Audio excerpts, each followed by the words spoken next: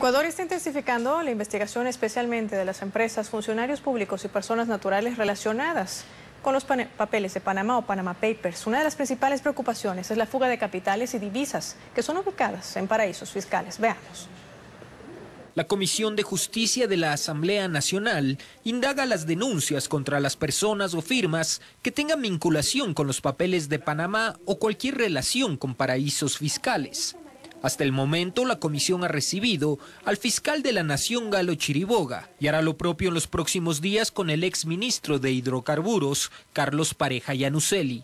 Habrá que llegar a realizar las investigaciones correspondientes y dar los nombres y apellidos, porque no solamente son 3 o 4 personas de los que han divulgado o han difundido ciertos medios de comunicación.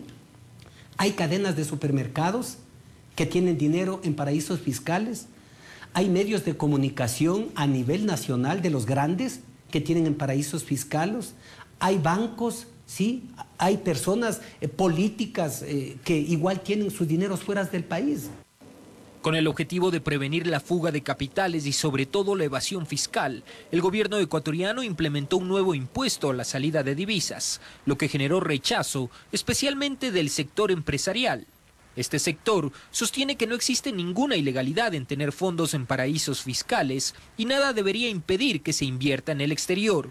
Si nosotros pensamos en lo que acabó de suceder acá en Ecuador con el terremoto del 16 de abril, en el cual se han valorado las pérdidas en alrededor de 2.000 o 3.000 millones de dólares, imaginémonos con todo ese dinero que se encuentra en los paraísos fiscales, cómo podríamos también subsanar este periodo nefasto y este capítulo nefasto que hemos vivido en la historia.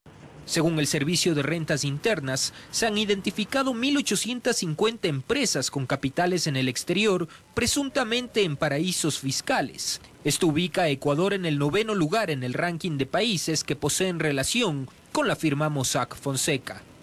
El Servicio de Rentas Internas indicó que el capital accionario que manejan varias empresas ecuatorianas en paraísos fiscales corresponden a 4.100 millones de dólares, cifra que podría variar y posiblemente aumentar acorde a la investigación que realiza el mismo organismo.